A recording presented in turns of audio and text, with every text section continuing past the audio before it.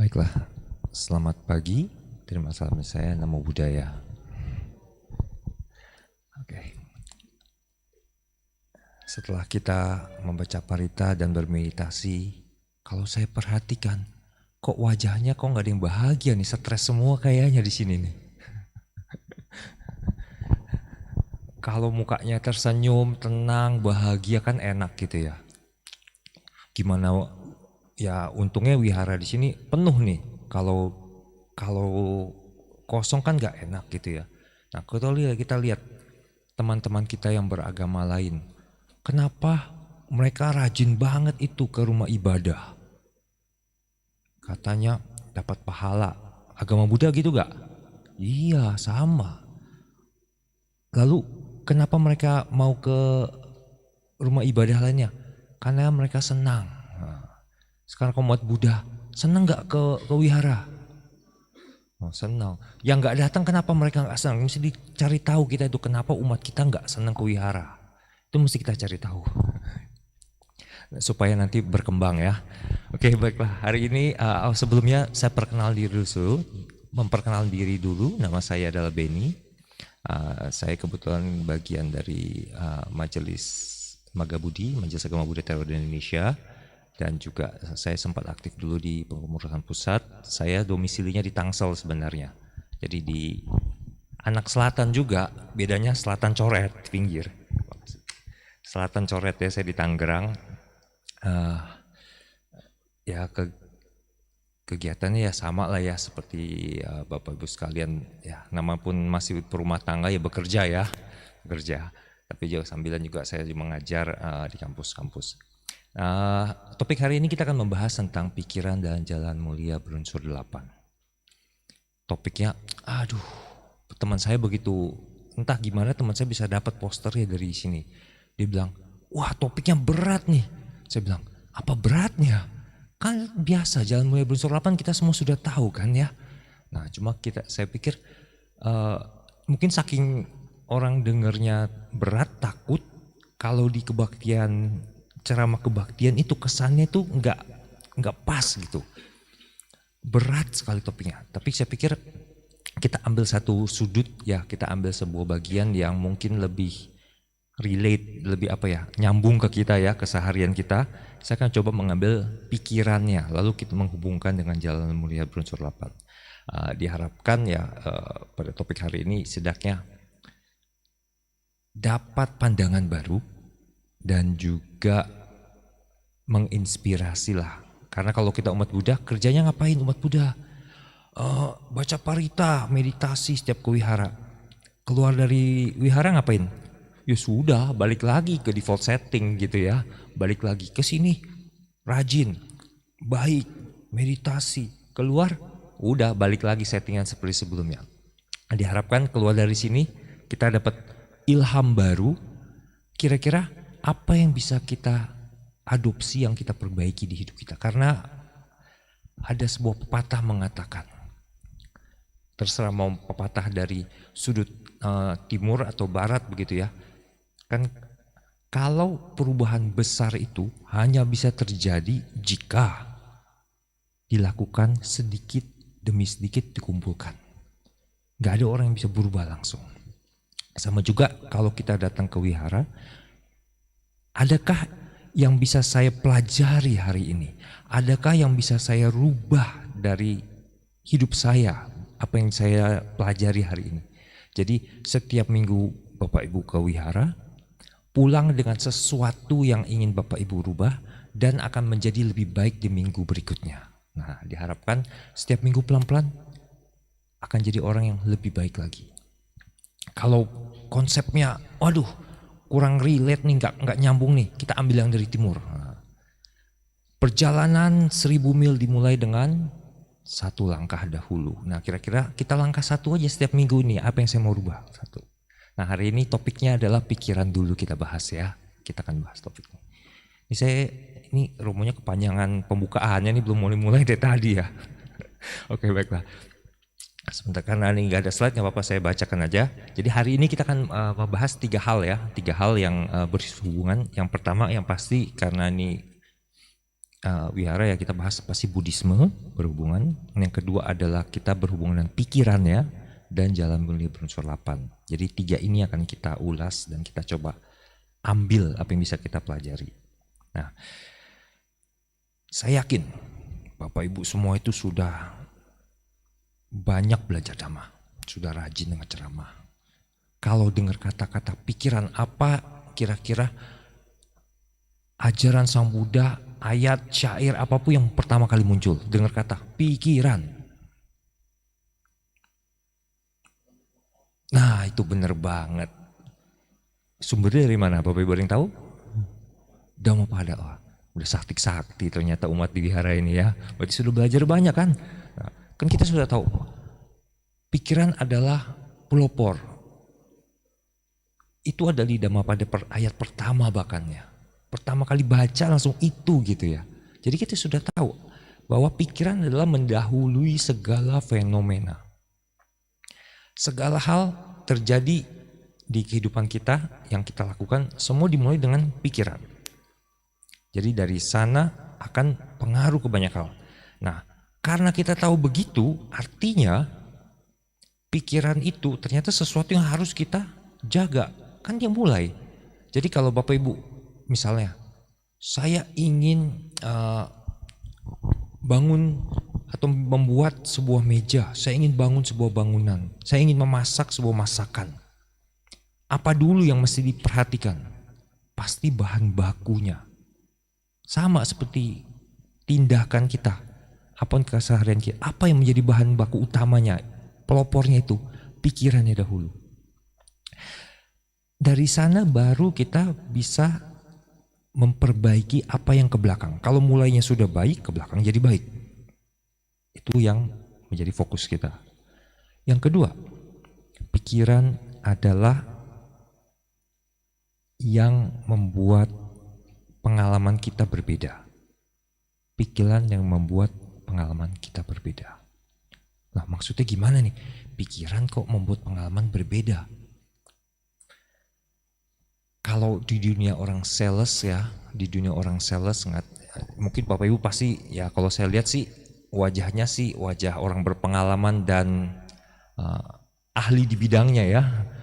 Kalau kita berdagang, kita menjual sesuatu. Kita bisa di luaran sana bisa menjual sama-sama menjual gayung misalnya. Kalau jual gayung doang, semua orang bisa tiru. Semua orang bisa tiru, orang bisa membuat gayung, orang bisa menjual gayung. Tapi apa yang membuat gayung kita berbeda? Nah, orang bilang itu kita bisa jual gayung pakai cerita di belakangnya. Oh, ini gayung ini. Dahulu ini adalah model ini yang digunakan oleh kaisar tertentu. Wah, itu ada ceritanya. Wah, orang langsung teringat, gayung kaisar, mewah. Padahal harganya sama, 10.000 dari plastik juga. Tapi dibilang modelnya ini dulu dipakai oleh kerajaan. Membuat sebuah pengalaman yang baru. Padahal itu gayung yang sama, yang dijual orang lain juga, tetapi kalau dengan merek tertentu ini membawa cerita begitu, jadi mudah teringat, orang membeli dari sana. Nah, itu bagaimana pikiran yang dipengaruhi oleh cerita bisa membuat pengalaman orang menggunakannya berbeda. Itu dari barang. Atau lebih ekstrim lagi, yang belakangan ini yang lagi heboh-hebohnya itu ya, kok tiba-tiba belakangan ini jualan gayung lagi laku ya? Gara-gara kasus gayung lope-lope itu ya, gayung pink itu. Itu gara-gara berita begituan doang, gayung tiba-tiba banyak yang beli buat hiburan doang, beli for fun. Padahal di rumah nggak punya bak mandi, cuma pakai shower gitu ya. Tapi beli gayung katanya. Nah, itu bagaimana sebuah cerita pikiran kita terhadap sebuah gayung itu membuat pengalaman hidup berbeda. Contoh lain lagi. Ya, mungkin ini saya udah pernah cerita tempat lain juga, mungkin pernah dengar ya. Misalnya kalau Bapak Ibu baru pindah ke sebuah perumahan, ke rumah baru. Bapak Ibu punya rumah baru. Kan belum kenal tetangga toh, belum kenal, baru kenalan. Tiba-tiba ada tetangga kita, kalau kita setiap kali pulang kita keluar, Dia berdiri ngeliatin kita, melototin kita. Ya kita sebagai tetangga yang baik hati ya, kan kita keluar selamat pagi, nah, didiemin, dicuekin. Ya mungkin dia lagi bad mood atau apa. Saya pergi, pulang lagi, dilihatin lagi, diplototin. Sorry pak, diplototin lagi terus. Lama-lama, ini orang kenapa sih? Apa masalahnya sama dia? Kenapa dia melotot-melotot saya? Besoknya begitu juga. Pergi keluar diplototin, siang diplototin, sore pulang. Dia kayak seakan-akan kalau saya keluar pintu misal, dia akan keluar ngeliatin. Yang terjadi lama-lama apa?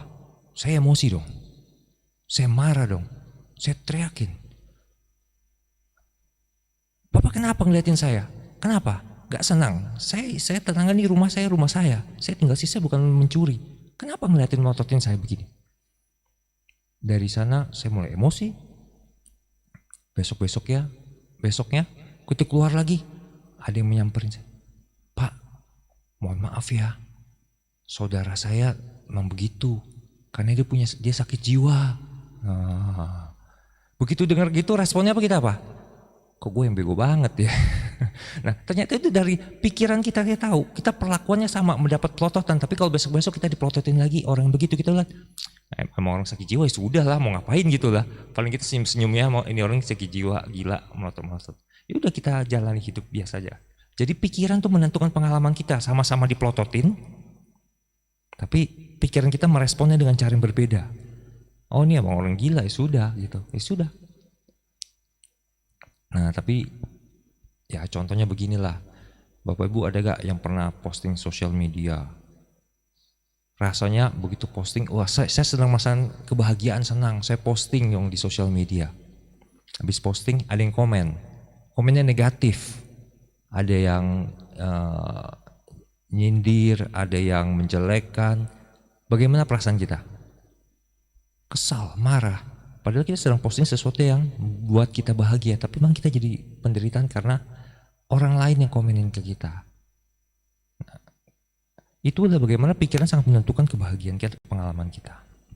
Karena pikiran sama niat kita tuh membentuk realita dunia yang kita lihat, yang kita rasakan. Kalau saya hidupnya menderita terus, mungkin saya akan melihat dunia itu kejam. Saya kalau hidupnya bahagia, dari kecil saya merasa dunia itu indah sekali, dunia itu sangat membahagiakan. Tapi ya kalau orang yang tidak pernah merasakan kebahagiaan, penderitaan terus, dia akan melihat dunia itu kejam. Jadi itu pikiran yang sama, bagaimana ngejudge-nya. Nah berikutnya lagi kita tahu bahwa ada yang bisa kita lakukan. Jadi dalam hidup ini, apakah yang bisa kita rubah terhadap pengalaman dari luar? Kalau kita hidup di dunia, apa yang di luar terjadi kita nggak bisa kendalikan kan? Orang mau ngomong gimana, orang mau respon gimana, apa yang terjadi kita nggak bisa kendalikan. Yang kita bisa kendalikan sekarang adalah diri kita sendiri, bagaimana ngeresponnya. Nah untuk melakukan respon yang positif, respon yang appropriate, respon yang tepat, yaitu dengan cara melatih pikiran kita. Melatihnya juga dengan aware, atau biasanya dengan bahasa kerennya sekarang lagi naik daun kan, sampai ke timur, ke barat itu mindfulness. Atau menurut kalau kita pakai bahasa Buddhisnya, melatih sati kita, melatih kesadaran, awareness kita. Nah itulah potensi pikiran. Jadi kita lihat pikiran bisa merubah cara kita melihat dunia, bisa merubah kita bagaimana merasakan dunia, bagaimana kita bertindak berdasarkan pikiran kita juga. Jadi sangat penting kita kendalikan dan kita arahkan pikiran ini sebenarnya. Nah kita akan mulai masuk komponen pertama, kita sudah bahas tentang pikirannya dulu. Sekarang kita lihat jalan mulia berunsur 8. Bapak Ibu kan tadi kan langsung tahu. Pikiran ada di mana? Ada di Dhammapada ayat pertama. Kalau sekarang pertanyaannya lebih susah dikit nih. Menghafal nih. Bapak Ibu ada yang hafal jalan mulia berunsur 8? Oh, saya tahu. Oh, saya bisa, saya tahu. Tapi hafalapannya tentu sulit. Kenapa? Apa yang bikin sulit belajar Jalan Mulia berunsur 8? Karena jumlahnya banyak. Selain jumlahnya banyak, ternyata apa yang menjadi isi Jalan Mulia berunsur 8 sangat tergantung cara kita menerjemahkan dari bahasa Palinya. Karena begitu kita terjemahkan dari bahasa Pali menjadi bahasa Indonesia, itu bisa diterjemahkan dalam menjadi beberapa variasi. Dan variasi yang kita gunakan itu kadang-kadang merubah cara kita menilai itu maksudnya apa, interpretasinya. Cuma banyak komponen-komponen yang untungnya sama. Jadi dalam menerjemahkan itu, kebetulan kan saya juga sempat bersama tim dulu menerjemahkan Tipitaka. Jadi kita perlu hati-hati sekali dalam memilih katanya. Tapi untungnya banyak beberapa yang sudah umum. Kita ambil yang pertama dalam Jalan Mulia berunsur 8, yaitu pandangan benar. Nah, kalau kita ngomong pandangan benar, rata-rata kita pemahamannya sudah mulai mirip. Tetapi di Tipitaka ternyata dalam banyak sutta ada dijelaskan apa itu maksud dari pandangan benar. Kalau dalam Jalan Mulia berunsur 8 selalu dijelaskan demikian. Pandangan benar itu adalah memahami 4 kebenaran mulia dan sifat dari dunia atau realita. Sifat dari dunia dan realita itu bisa kita terjemahkan juga menjadi bagaimana sifat, kita mungkin mendengar sifat dari realita, tapi apa yang dimaksud dengan sifat realita biasanya merujuk kepada, bisa Bapak Ibu tebak? Ini kayak pelajaran permainan menebak lagi nih. Anicca, ya istilah teknisnya tilakana ya, 3 realita dunia. Bagaimana semua hal itu adalah dukkha, berubah, lalu tanpa diri. Nah itu bagian dari pandangan benar. Itu baru satu tuh. Kita ngomong baru satu komponen Jalan Mulia berunsur 8. Kalau itu dibahas panjang lagi. Kita skip dulu for now. Kita langsung melihat komponen yang kedua. Pandangan benar. Nah, di sini yang kedua sering diterjemahkan dalam kata-kata yang berbeda-beda. Umumnya apa Bapak Ibu biasanya? Kenapa? Pikiran benar. Ada yang menggunakan pikiran benar. Tetapi kalau kita pakai pikiran benar, definisinya apa? Berarti saya harus berpikir yang benar gitu kan? Berpikir yang benar, nggak boleh pikir yang salah, nggak boleh pikir yang ngaco. Nah, supaya dalam memilih kata terjemahan itu, akhirnya kita harus mencari penjelasan apa dari kata-kata itu. Nah, kata-kata itu demikian, melatih pikiran melalui melepas niat baik dan tidak menyakiti. Jadi ada 3 komponen. Melepas niat baik tanpa menyakiti. Nah, kalau dengan penerjemahan pikiran benar, maka kita kan nggak bisa menghubungkan ketiga ini. Nah, alternatif yang waktu itu dipropos adalah kita gunakan niat yang benar. Bagaimana kita ingin sesuatu yang benar. Jadi melatih pikiran ingin melepas, ingin punya niat yang lebih baik, niat baik. Juga niatnya yang tidak menyakiti. Ya terlepas itu debatnya bagusan pikiran atau niat, tapi yang penting maknanya kita pahami. Komponen ketiga, kalau ini saya rasa udah sama semua ya, udah paham. Ucapan benar. Ucapan ya sama lah. Yaitu penjelasan demikian. Berbicara dengan jujur, harmoni, dan baik. Jadi kalau disebut dengan ucapan benar, nggak ngomong yang baik aja. Tapi harus ada komponen harmoninya. Apakah yang saya ucapkan ini bikin ribut orang? Maksudnya begini, kalau misalnya kita tahu, kita ada teman, dia punya hal buruk, saya ceritakan ke orang lain, saya ngomong apa adanya, saya nggak bohong, benar kok. Tapi malah bikin orang ribut, bikin orang kacau. Itu yang dimaksud dengan kita mesti mempertimbangkan juga dampaknya. Bukan hanya sekedar jujurnya, tapi dampaknya juga. Dampaknya bagaimana orang lingkungan kita, persahabatannya menjadi kacau atau enggak. Kalau enggak, bisa dibayangkan, saya ngomong jujur terus, tapi saya sebenarnya mengadu domba gitu ya. Saya ngomongin jelek ke sini, dia ngomongin tentang dia, saya kesal. Tadi si ini ngomongin kamu begini loh, si ini begini loh. Nah itu bukan dari ucapan benar. Nah itu juga mesti kita perhatikan. Lalu yang keempat adalah tindakan benar. Kok tindakan benar? Ada yang menggunakan perbuatan benar. Ada yang melakukan banyak berbagai terjemahan. Tapi kita lihat dulu isi penjelasannya yang lebih penting ya. Yaitu bertindak dengan etis, ethical, menghindari menyakiti orang lain. Jadi di sini ada faktor baik, fairness, keadilan juga, memperlakukan orang lain. Jadi ternyata nggak sesederhana itu jadi Buddhis. Jadi Buddhis juga ternyata sangat mulia sekali usahanya. Bukan hanya sekedar saya banyak nyumbang, saya banyak nolong, tetapi juga mesti bertindak yang etik, yang etis, baik, memberi dampak positif. Yang kelima, penghidupan benar. Penghidupan benar itu banyak sekali definisinya. Penghidupan benar itu kayak apa sih? Bekerja model apa sih yang benar gitu dalam agama Buddha? Penjelasan demikian. Memilih profesi yang tidak membahayakan.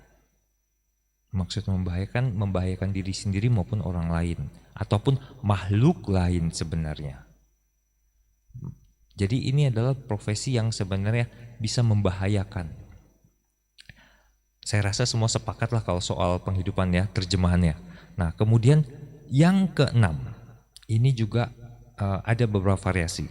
Tapi yang saya coba pakai yang lebih bahasa merakyat ya, yaitu usaha benar. Penjelasannya adalah melakukan usaha terus-menerus untuk menjadi lebih baik. Jadi di situ ada unsur yang tadi saya ceritakan. Kita berusaha terus lebih baik, sedikit demi sedikit. Hari ini saya perbaiki satu sisi, minggu depan saya perbaiki satu sisi lagi. Terus menerus lama-lama kita menjadi orang lebih baik. Jangan saya pengen mencapai kesucian, menjadi arahan. Ya sudah saya rebahan dulu gitu. Besoknya saya tetap mau jadi arahan, tapi lanjut rebahan lagi. Nah itu gak akan sampai-sampai gitu ya. Jadi mesti step by step. Lalu berikutnya yang ketujuh, perhatian benar. Perhatian. Ada juga yang menerjemahkan perenungan benar macam-macam. Tapi ini masih merujuk kepada sati ya. Yaitu menjadi sadar akan tubuh, perasaan, pikiran, dan fenomena. Ini yang biasa yang penjelasannya kalau mau ngambil perhatian benar tuh sama sati itu silakan bisa merujuk kepada Satipatthana Sutta. Jadi bagaimana dalam latihan meditasi kita bisa menyadari tentang tubuh, perasaan, pikiran, dan fenomena yang terjadi. Kalau itu ketinggian nanti dulu, tapi jangan salah. Nanti kita lihat hubungannya nih. Yang terakhir adalah yang ke-8, konsentrasi benar. Ini juga sempat jadi polemik. Kita nggak perlu konsentrasi. Itu konsentrasi terjemahannya salah. Kenapa? Karena itu adalah disebut samadhi. Samadhi. Kalau kita ambil terjemahannya dalam sutta, samadhi itu selalu merujuk kepada pengembangan kondisi meditasi yang disebut dengan jhana. Jhana 1, 2, 3, 4. Nah itu adalah jalan mulia berunsur 8. Pertanyaan sekarang, kan kita sudah tahu nih jalan mulia berunsur 8 ini kayak apa. Kita sudah tahu tujuan umat Buddha itu menjadi arahat, menjadi suci, melepas, bebas dari duka, sengsara. Jalannya sudah ada, kita sudah singgung tadi barusan sekarang. Maukah kita melaksanakannya? Kalau mau, ya jangan buru-buru besok langsung izin ke suami atau istri bilang mau jadi biku gitu ya. Jangan juga. Tapi cobalah kita mulai pelajari dahulu dan melihat hubungannya atas sampai bawahnya gimana sekarang. Mungkin ini adalah sebuah klasifikasi yang Bapak Ibu sudah pernah dengar. Kalau Bapak Ibu sering dengar, kalau kita ngomong Jalan Mulia Brunsur 8 sering disebut dalam 3 bentuk. 3 kelompok tepatnya ya, 3 kelompok. Kalau ngomong Jalan Mulia Brunsur 8 selalu ngomongnya jadi sila, samadhi, panya. Mantap semua nih, ternyata di sini udah pada paham ya. Nah, kalau kita ngomong sila itu berhubungan dengan moralitas kelompoknya. Yaitu dari yang ucapannya benar, perbuatannya benar, penghidupan benar itu masuk sila tuh. Lalu kita konsentrasi benar, perhatian benar dan konsentrasi benar itu masuk samadhi. Kan sila, samadhi, panya gitu ya terakhir ya. Panya itu adalah pandangan benar dan niat benar. Bagaimana kalau saya mau belajar, saya mau menjalani Jalan Mulia Brunsur 8, gimana step by stepnya? Kalau tadi dibilang kan sila sama dipanya. Biasa yang sering kita dengar adalah kita dengan menjaga sila, melakukan samadhi, kita mendapatkan panya, kebijaksanaan. Jaga perbuatan, kita melatih konsentrasi, meditasi, kita mendapatkan kebijaksanaan. Itu konsep dari pembagian 3 ini. Tahukah Anda, ternyata sila samadhi panya itu sebenarnya tidak ada klasifikasinya di dalam sutta. Urutannya nggak begitu ternyata. Loh, kan menjaga sila, melakukan samadhi dapatnya panya. Kalau dari Jalan Mulia Brunsur 8 yang dibabarkan Sang Buddha khotbah, ternyata nggak begitu, nggak sesederhana itu. Karena dalam Digha Nikaya 18, Janawasabha Sutta, ada sebuah bait di situ. Ini Digha Nikaya. Bapak Ibu udah pernah lihat bukunya? Nggak tebel-tebel lah, seginilah, cuma 350, sekitar 3000 halaman lah ya. Nggak tebel. Jadi dia kan nama pun khotbah panjang gitu ya. Satu buku itu isinya cuma 34 sutta. Jadi segitu tebel, 34 doang sutanya. Jadi tinggal dibagi 30, tebel-tebel satu sutanya ya. Khotbahnya bisa khotbah kita baca pun bisa 5 menit belum habis gitu satu khotbahnya. Dan di salah satu baitnya itu dalam Janawasabha Sutta, Sutta ke-18 dikatakan demikian. Ada 7 prasyarat konsentrasi. Wow. Jadi konsentrasi yang di sini adalah samadhi ya yang dimaksud ya. Ada 7 prasyarat untuk mencapai samadhi. Demi pengembangan konsentrasi sempurna dan kesempurnaan konsentrasi itu. Apakah itu? Jadi dijelaskan ada 7 nih syaratnya. Ternyata syarat untuk punya samadhi yang sempurna itu ada 7. Yang pertama adalah pandangan benar. Kedua yang tadi disebut pikiran benar atau usaha benar tadi. Kemudian ucapan benar, perbuatan benar, penghidupan benar, dan usaha benar, baru perhatian benar. Jadi ada 7. Nah, jadi yang dimaksud dari sutta ini tadi menyebutkan 8 itu, yang paling bawah syaratnya dari 7 di atas. Keterpusatan pikiran itu yang dihasilkan 7 faktor ini disebut konsentrasi benar Arya dengan landasan dan prasyaratnya. Jadi bisa disebut oleh konsentrasi benar Arya, jadi samadhi itu disebut jika punya 7 syarat di belakangnya tadi. Di paragraf berikutnya lagi dijelaskan demikian. Dari pandangan benar muncul pikiran benar tadi. Dari pikiran benar muncul ucapan benar. Dari ucapan benar muncul perbuatan benar. Dari perbuatan benar muncul penghidupan benar. Dari penghidupan benar muncul usahanya benar. Usaha tadi masih ingat kan usahanya bukan usaha. Tadi penghidupan sama usaha apa bedanya? Kan saya bekerja pengusaha gitu ya.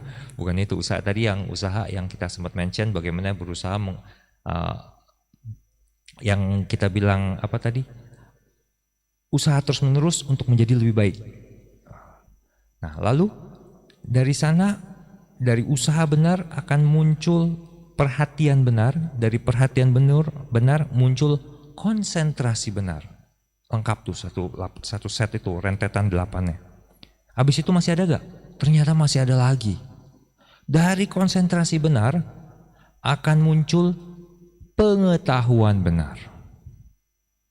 Kalau udah pengetahuan, apa yang terjadi? Nah, ternyata masih ada lanjutan lagi.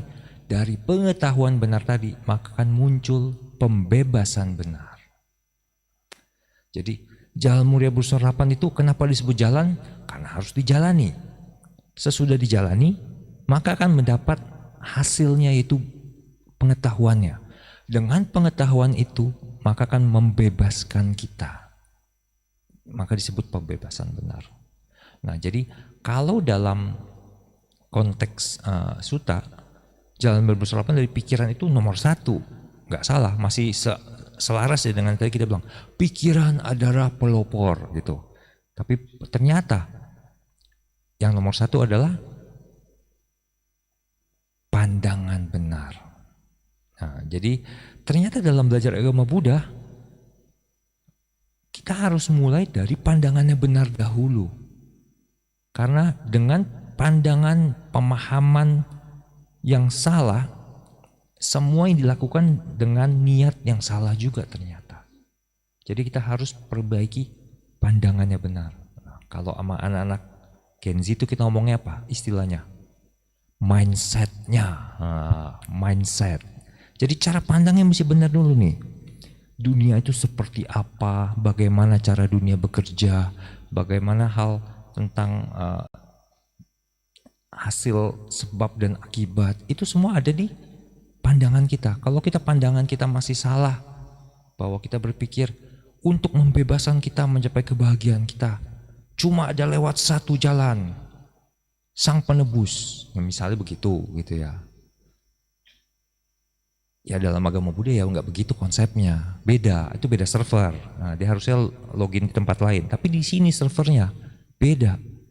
Kita harus punya pemahaman dulu tentang pandangan benarnya dulu, yaitu tentang apa? 4 kebenaran mulia dan tilakana tadi ya, tentang 3 corak umum yang tadi. Itu yang harus dipahami. Jadi sebenarnya kalau dengan kita melihat di sana, pemahaman itu yang biasa kita samakan dengan pikiran dalam sehari-hari. Lu pikiran lu nggak benar lu, nah, artinya dia pemahaman yang nggak benar, pandangannya yang kita perbaiki. Jadi ini sangat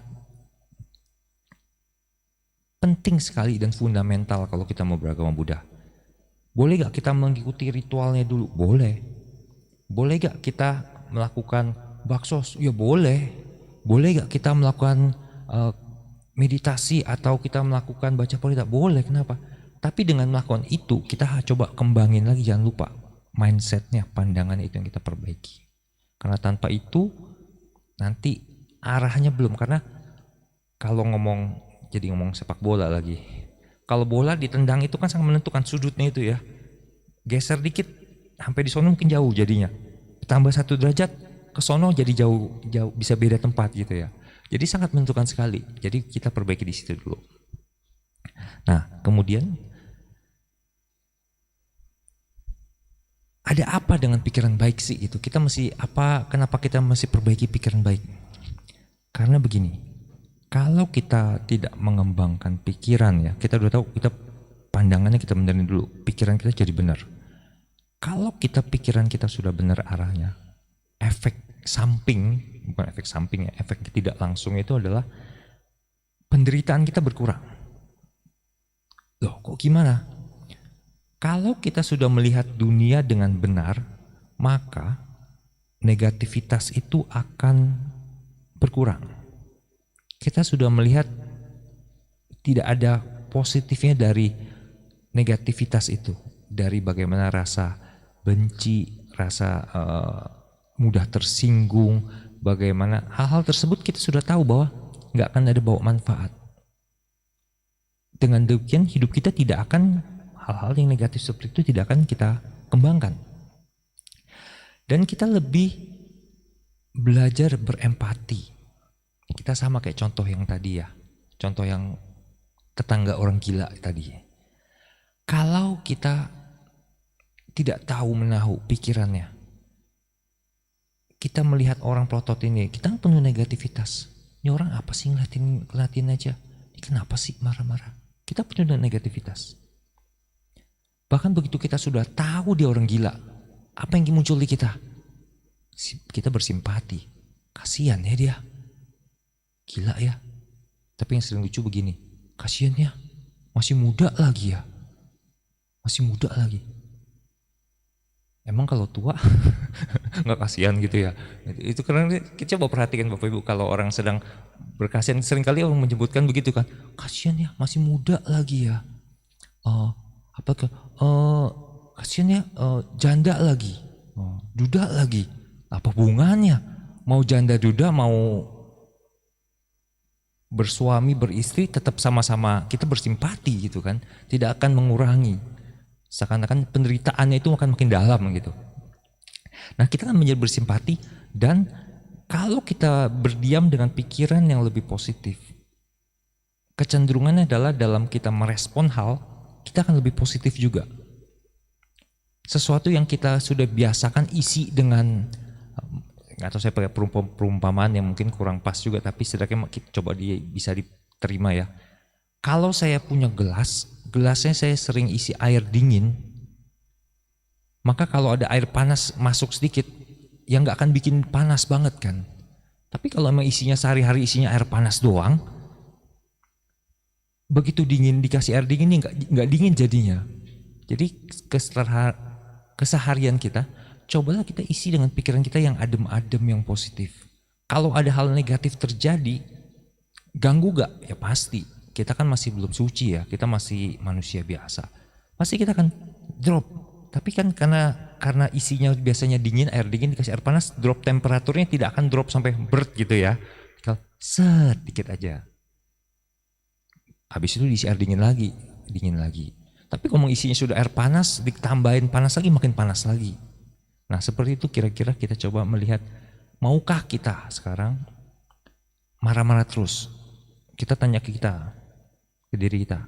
Kan marah itu reaksi kan? Marah itu adalah reaksi dari sebuah kejadian. Kita nggak terima, kita marah. Sekarang kita tanya ke diri kita, mau gak saya marah-marah? Mari kita analisa dengan pakai bisnis. Kalau marah, saya cuannya apa? Kalau saya nggak marah, cuannya apa? Kalau saya marah, saya puas, saya bisa melampiaskan. Kalau saya nggak marah, cuannya apa? Saya hari itu saya akan enjoy lebih banyak. Nah, contohnya gini, ada yang bilang begini ya, kalau kita mulai pagi-pagi hari kita dengan bahagia, tersenyum, ceria, senang, seharian itu akan bahagia. Tapi kalau kita pagi-pagi mulai hari itu dengan udah dikejar buru-buru, alarm bangun, begitu nyetir mobil disalip orang jadi marah, sampai kantor ngapain? Marah-marah lagi, ke bawah, moodnya udah jelek. Sampai rumah, keluarga jadi korban. Nah, jadi moodnya udah jelek bawaannya. Jadi kalau kita pikir-pikir, kalau gue marah rugi juga ya. Begitu marah-marah nanti di kantor efeknya ke teman-teman kantor. Lalu kalau ketemu customer ataupun ketemu klien, jadi nggak bagus juga. Marah-marah memberi efek negatif jadinya. Kalau dihitung-hitung lebih cuan kalau kita nggak marah-marah deh kalau gitu. Kita belum ngomongin karma ya, tambah masuk karma lagi. Nah, udah pasti bocuan itu ya, marah itu ya, udah pasti bocuan. Karena kenapa? Karena ada perumpamaan kan, orang bilang marah itu seperti bola besi panas. Kalau kita marah, kita pegang itu bola panas. Mau kita pegangin terus gak bola apinya itu, bola panas besinya? Karena semakin lama kita pegang, kita yang sakit juga sebenarnya kan. Kalau kita sakit, orang-orang lingkungan kita, sekeliling kita akan kena marah juga. Ya lebih baik kita letakkan. Kalau punya kemarahan, ambil napas dalam, lepaskan. Teorinya gampang saya ngomong ya. Teorinya gampang, tapi prakteknya kita susah sekali itu biasanya. Perlu latihan, tapi jangan dicoba-cobain juga ya. Bikin gue marah dong. Latihan nih, jangan dites gitu juga ya. Tapi ketika ada kesempatan marah itu coba diambil napas dulu. Karena biasanya gini, marah itu respon yang seringkali bypass akal sehat kita. Makanya orang bilang, jangan ngambil keputusan ketika kita sedang emosi. Kita sedang marah. Senggol dikit sama pacar langsung, udah putus. Begitu udah redaan dikit baru nyesel ya. Kayak begitu kan. Itulah bagaimana kalau sedang emosi semua bisa tidak dilakukan dengan akal sehat yang baik. Kemudian kalau kita pikiran itu kalau kita baik ternyata meningkatkan kebahagiaan kita juga. Meningkatkan kebahagiaan. Jadi pikiran yang baik itu mampu untuk mengalami kenikmatan, kedamaian, kepuasan yang lebih besar. Karena dengan orang yang punya pikiran yang positif, dia tidak akan mudah gelisah, tidak mudah menduga-duga, tidak punya negative thinking. Misalnya, kalau saya ada grup berempat sama teman, ini saya tahu teman saya bertiga pergi, teman saya 3 orang ini pergi, kok saya nggak diajak? Kalau kita pikirannya nggak bener, padahal kita sedang di rumah lagi santai-santai gitu kan, sedang enak-enak nonton film favorit, misal lagi nonton drakor gitu kan, lagi seru-serunya. Ini teman 3 orang pergi, gak ngajak-ngajak, ketahuan tau dia mana. Tiba-tiba dia ngepost Instagram, lah ini bertiga lagi makan-makan kok gue gak diajak gitu kan. Ini teman 3 lagi main padel, kenapa gak diajak-ajak ini. Nah, kita akan menjadi emosi, marah, kita akan menjadi tersinggung. Padahal kita sedang nonton drakor favorit kita, sedang enjoy, jadi gak konsentrasi semuanya. Kalau orang yang pikiran positif, kita berpikir begini, wah bertiga ini sedang main padel, nah, pasti ada alasan kenapa gue gak diajak nih. Mungkin ada sesuatu hal yang mereka istilahnya tidak bisa saya diajak. Misalnya ternyata mereka itu sebenarnya pergi untuk membelikan hadiah surprise buat saya misalnya. Itu wishful thinking banget ya, pengen banget ya. Tapi itu kelewat positif maksudnya. Jadi maksudnya begini, kalau kita berpikir positif, ya mungkin mereka sedang kebetulan kali ketemu atau bagaimana. Kita nggak negative thinking, kita enjoy lagi seru nonton film kita gitu. Kita nggak ganggu. Itu adalah bagaimana kebahagiaan itu ternyata makin tinggi kalau kita pikiran positif, nggak dirusak oleh hal-hal yang pikiran negatif itu. Berikutnya lagi, pikiran positif itu adalah mengembangkan hubungan antar manusia dengan baik. Jadi hubungan harmonis pasti akan terjadi. Kita lihat begini. Misalnya, kalau pikirannya positif, baik terus. Kalau punya pacar, atau punya suami, punya istri, ini orang kemana ya? Kok udah sampai jam segini belum telepon ya? Kok belum telepon ya? Kemana ya? Nah kita udah pikirin udah macem-macem. Dia pasti nyeleweng nih. Dia pasti nyeleweng nih. Wah, dia sengaja nih, dia bohong nih. Ngomongnya mancing, padahal dugem ini. Mana ada orang mancing jam 10 malam gitu ya? Dia udah pikiran negatif-negatif. Padahal bisa aja bilang, habis baterai padahal. Habis baterai. Padahal kalau dengan fakta yang kejadian yang sama, kalau dia berpikiran negatif, dia akan marah-marah. Kalau dia berpikiran positif, dia tidak akan marah-marah sama pasangannya. Terus terang begini, kita melihat dari sudut kebalikan. Kalau kita punya pasangan yang begitu, kalau kita dimarah-marahin terus, kamu kenapa sih gak balas? Lah tadi lagi meeting, penting sama bos besar, project besar, masa mesti telepon-telepon? Gak boleh, kamu itu gimana sih? Gak sayang ya? Nah kita bisa melihat bahwa hubungan baik pun jadi keluarga jadi nggak harmonis. Itu baru hubungan seperti itu. Karena kasus satu bisa bikin hubungan rusak. Belum lagi dengan teman-teman, belum lagi dengan rekan kerja. Kita mulai menuduh, wah ini rekan kerja ini mau korupsi nih. Ini rekan kerja ini mau mencoba cari muka ini nih. Dia sengaja saya disisihkan gak ikut project. Pikiran sudah mulai macam-macam, hubungan tuh akhirnya menjadi negatif. Berikutnya lagi yang perlu dipertimbangkan, kenapa harus pikiran baik? Ternyata pikiran mempengaruhi kesehatan fisik kita juga. Kan lagi musim zaman sekarang ya. Apa istilah lagi tren belakang nih? Psikosomatis. Ternyata pikiran bisa menentukan bagaimana tubuh bereaksi, bekerja. Contohnya yang paling ngetren zaman sekarang itu apa nih penyakitnya? Orang bilang makin maju zamannya, zaman sekarang apa penyakit yang sedang on the rise, lagi naik daun, ngetren? Kanker? Ya naik-naik juga sih, tapi ada yang ternyata lebih dahsyat lagi. GERD, pernah dengar Bapak Ibu? Asam lambung. Orang yang pikirannya mudah stres, tekanan, udah mulai ulu hati nyeri. Pernahkah Bapak Ibu batuk-batuk tapi nggak bisa sembuh-sembuh?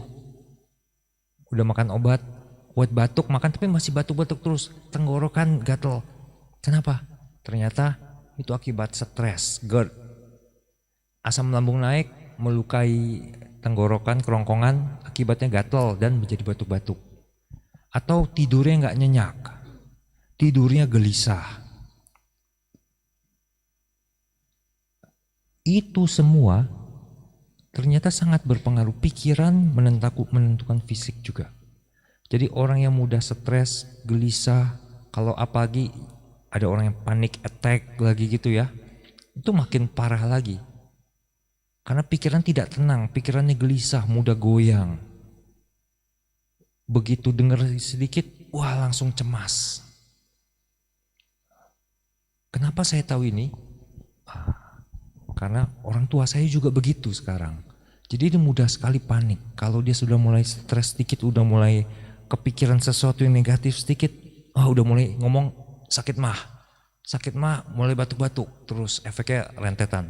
Padahal kalau kita kasih obat batuk, obat macem-macem obat menolong nggak? Menolong. Tapi itu bukan akar masalahnya. Akar masalah di mana? Ternyata di pikirannya. Dia cukup pikirannya dibenerin, nggak perlu itu obat-obatan.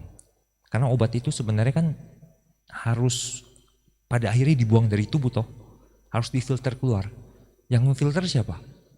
Ginjal. Lah kalau udah makan obat yang difilter ginjalnya yang kena juga nanti. Kalau nanti gagal ginjal lebih repot lagi. Masih cuci darah lagi. Jadi ternyata gara-gara satu pikiran rembet kemana-mana. Habis itu apa lagi? Terlihat lebih tua. Orang stres itu cenderungannya. Rambutnya ubanan, keriputnya kemana-mana gitu kan. Badannya terlihat lemas. Orang stres begitu. Karena dia sudah seperti tidak ada yang bisa dipikirkan lagi. Boro-boro dia mau memikirkan olahraga, makan sehat. Pikirannya sudah penuh orang stres itu. Jadi itu juga bagaimana kita melihat pikiran itu sangat pengaruh ke tubuh sekali. Jadi kalau kita punya penyakit, cobalah kita cari. Apakah pikiran saya punya kontribusi ke penyakit yang saya alami? Jika punya, coba ditelusurin, dicari. Ditelusurin. Saya punya sakit GERD, saya batuk-batuk, saya tidurnya lemas-lemas, saya gelisah, malamnya saya nggak tidur, nggak nyenyak, macam-macam seperti itu. Jadi dampak kemana-mana. Lalu ini adalah bonus tertingginya, bilang kalau kita punya pikiran baik. Kata orang punya pikiran baik, yang pasti itu sejalan dengan mengembangkan spiritual kita untuk mencapai nibbana. Gak ada kan Sang Buddha bilang, kalau mau mencapai kesucian, gak harus pikiran positif, gak harus pikiran yang baik. Pasti, tadi dia bilang pandangannya dibenerin dulu gitu kan. Itu sudah mulai dari sana dulu. Karena Sang Buddha fokusnya kemana? Sang Buddha tidak mengajarkan kesucian lewat merubah dunia. Sang Buddha nggak mengajarkan kita mencapai kebahagiaan tertinggi dengan merubah dunia, tapi dengan merubah ke dalam. Mulai dari pikiran. Kita tidak menjadi suci dengan transfer tenaga dalam. Kita tidak menjadi suci dengan transfer rekening bank. Kita tidak menjadi suci dengan bangun rumah mewah. Kita menjadi suci dengan benerin pandangan kita dulu. Dari pandangan sisanya akan ngikutin hasil pandangan kita itu. Nah, itu kenapa kita mesti fokus pada pandangan, pikiran yang baik tadi. Nah, kalau gimana cara nerapinnya sekarang saya? Kita sudah tahu jalan menuju salapan, pikiran itu harus kita kembangkan. Kita coba kembangkan, belajar dulu tadi. Pandangannya benar dulu sama niat benernya tadi itu kita ambil dulu. Kita jalanin itu dulu. Kita pelajari tentang duka. Duka itu apa sih? Sebabnya apa sih? Oh, duka itu bisa berhenti ya? Oh, ada jalannya ya? Nah, seperti itu. Kita mesti tahu dulu dari dasar. Lalu baru kita lihat dari duka, anicca, anatta. Bagaimana segala hal yang berkondisi adalah tidak memuaskan. Saya nggak bilang penderitaan ya, tapi ketidakpuasan. Duka itu sebenarnya lebih kepada ketidakpuasan. Karena kita tidak bisa mengendalikan hal.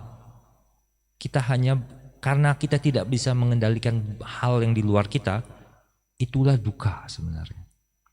Kita nggak bisa mengendalikan kapan keluar lagu baru.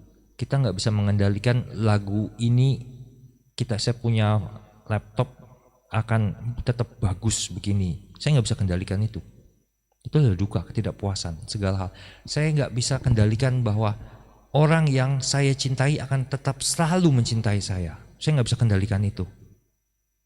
Saya nggak bisa kendalikan bahwa anak saya nanti akan menjadi anak yang baik. Saya nggak bisa kendalikan itu. Saya nggak bisa kendalikan bagaimana teman saya akan memperlakukan saya.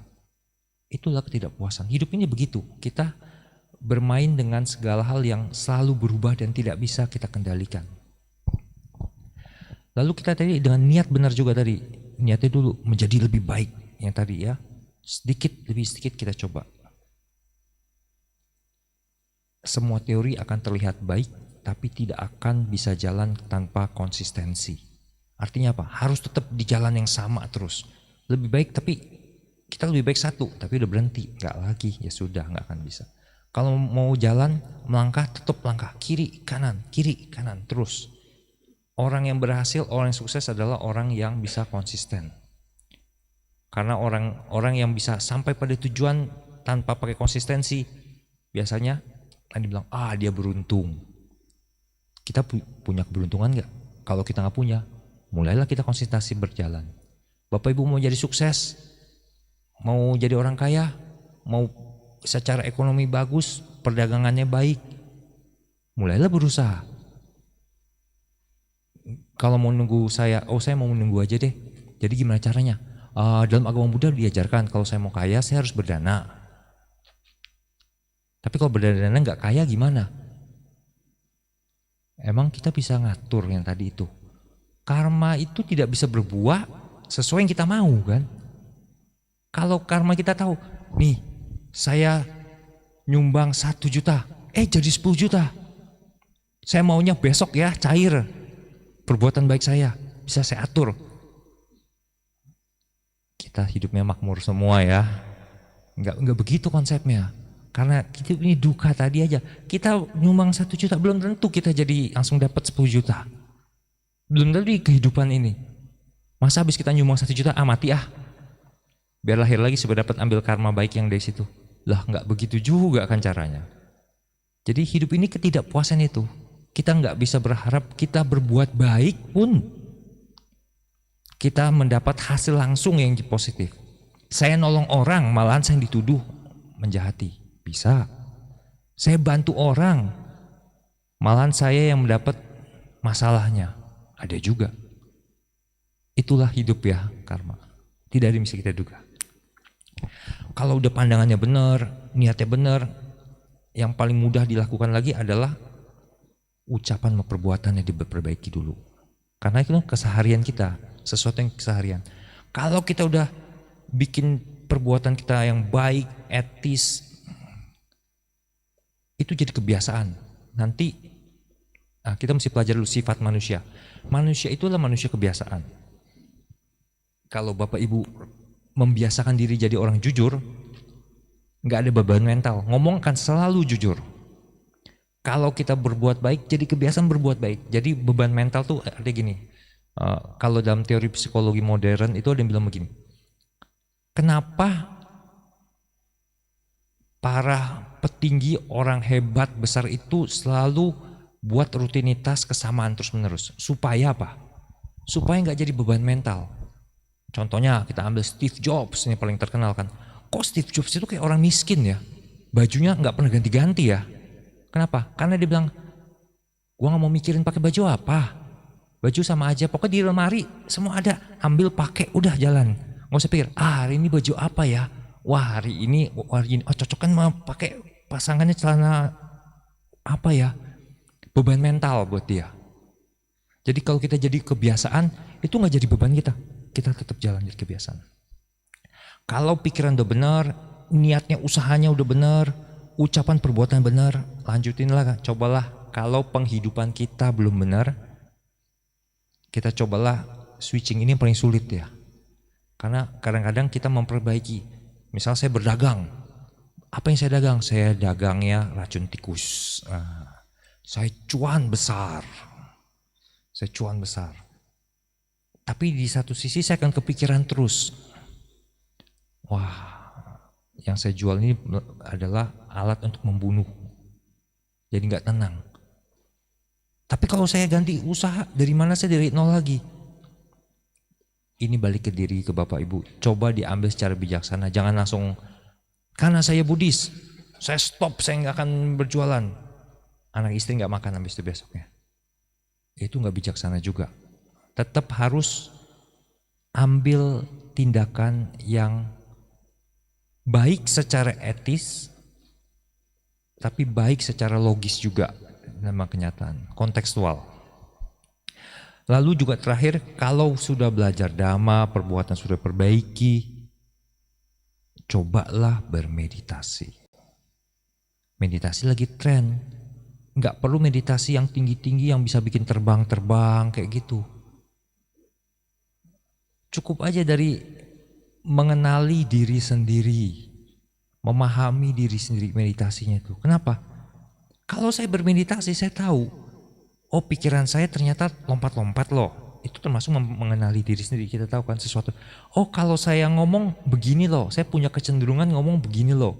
Saya kecenderungan latah loh. Saya kecenderungan pakai logat begini loh. Kalau udah mengambilkan gitu, kita kan menjadi lebih aware diri sendiri. Oh saya ternyata begini orangnya. Saya ngomongnya begini. Kalau saya diberi pujian, saya akan bereaksi seperti apa gitu. Kalau orang menghina saya ternyata saya jadi mudah saya marah-marah, respon langsung. Kalau orang yang melatihkan perhatian benar tadi, mengenali diri sendiri, begitu orang mau marahin kita, kita mau marah balik, ini mau marah nih, tahan, rem dulu, bisa begitu. Jadi pengendalian dirinya akhirnya lebih baik. Jadi ini masalah, tidak ada yang kita nggak ngomong magic-magicnya canggih-canggih. Melatih perhatian benar itu adalah realita yang ada keseharian kita. Jadi bukan berarti habis meditasi saya punya tenaga dalam, bisa membaca pikiran orang, saya bisa membuat diri saya kebal makian, nggak begitu. Tapi adalah bagaimana kita menyadari reaksi akan terjadi, nggak mudah terbawa. Jadi sama seperti begini, kalau kita di sungai ngelihat air, kelihatan dasarnya nggak? Susah, kan mengalir terus. Tapi kalau di dalam kolam yang tenang, kita bisa melihat ke bawahnya kan. Sama seperti kita melatih perhatian itu. Kalau kita perhatian dengan baik, pikiran kita menjadi tenang. Dengan pikiran tenang kita bisa melihat ke dalam dengan jernih. Nah, kalau kita sudah punya perhatian benar, kita sudah bisa melatih khususnya dalam meditasi. Nah, tercapailah di situ jana 1, 2, 3, 4. Disitulah balik lagi ke tadi 8 komponen jalan mulia besar 8 sama-sama di Arya tercapai, muncul nanti pengetahuan benar baru mencapai pembebasan benar. Begitu ceritanya mencapai kesucian. Teorinya gampang ya, tapi prakteknya kita setidaknya jangan bikin kita wah mudah, praktek susah. Jangan, kita mulai satu langkah dulu. Setiap minggu 1 langkah aja. Yang penting konsisten. Ya, cerita model ini di setiap kebudayaan punya. Kalau di barat ada cerita kayak kura-kura berlomba dengan kelinci kan. Kita tahu bagaimana seekor kura-kura selama konsisten terus jalan terus maka dia akan sampai pada akhirnya. Itu juga yang mau kita lakukan keseharian. Nah, bagaimana sekarang latihan mindfulness-nya nih Bapak Ibu? Dan latihan mindfulness gak perlu canggih-canggih, gak perlu biaya mahal, gak perlu sewa villa yang mahal, gak perlu naik pesawat ke tempat yang jauh. Cukup di rumah juga bisa, di kantor bisa. Caranya gimana? Kalau Bapak Ibu mau misalnya bangun pagi, lakukan aktivitas yang biasa-biasa, habis itu coba duduk sejenak. Mau formatnya tutup mata boleh, mau duduk bersila boleh, duduk di kursi boleh. Perhatikan, ambil napas masuk, sadar napas keluar. Mau mata terbuka boleh sampai melihat. Tapi yang penting adalah kita sadar kalau perhatian kita dicuri. Napas masuk, ayam lewat. Oh, balik lagi. Nah, yang penting itunya. Tujuan tutup mata sebenarnya untuk mengurangi distraksi sih sebenarnya.